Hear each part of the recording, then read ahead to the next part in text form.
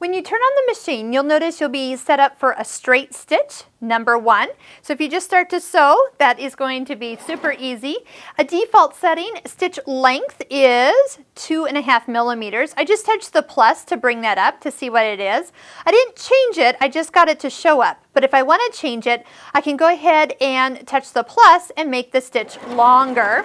I can even do it while I'm sewing, so you can see that the length got longer and it sped up quickly down my fabric.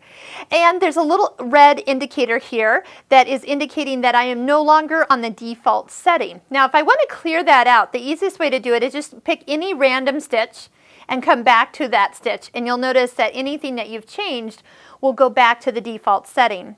On your for straight stitch, if you change this is actually needle position. You'll notice you have the needle to the right or to the left that you can move it. If it's at 0.0, it's in the center, and then of course I can go the opposite way as well. So to the left and to the right. And then if I'm on a zigzag, for example, I can make, that is actually a, let's see here, let's get the zigzag, stitch 5.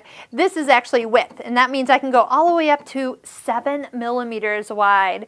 And that is a really long, wide zigzag if I chose to do something really, really long. So all the stitches have the ability to change. To get to some of the other stitches up here, let's just for fun, let's do 71. Touch the two numbers in order quickly, 7, 1.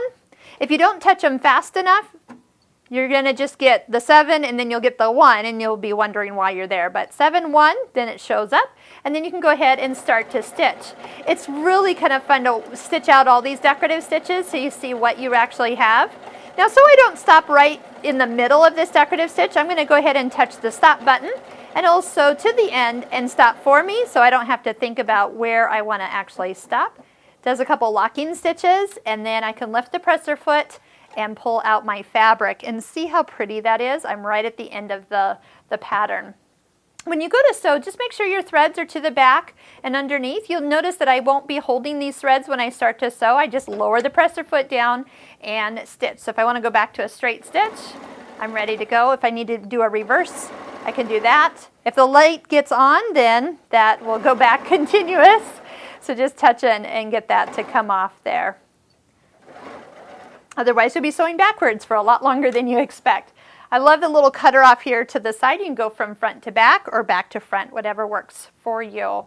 So depending on what settings that you like, just pick your stitch, see what it looks like before you start changing them. You can change the length, change the width, and even mirror image a stitch. So if I want these little flowers to be flipped over, I can mirror image it by touching this function right here, and now the pattern will flip over to the other side. So once again, just practice playing with your stitches, how to select them, and change some of the different settings for a real fun option on all 81 stitches you have built into this machine.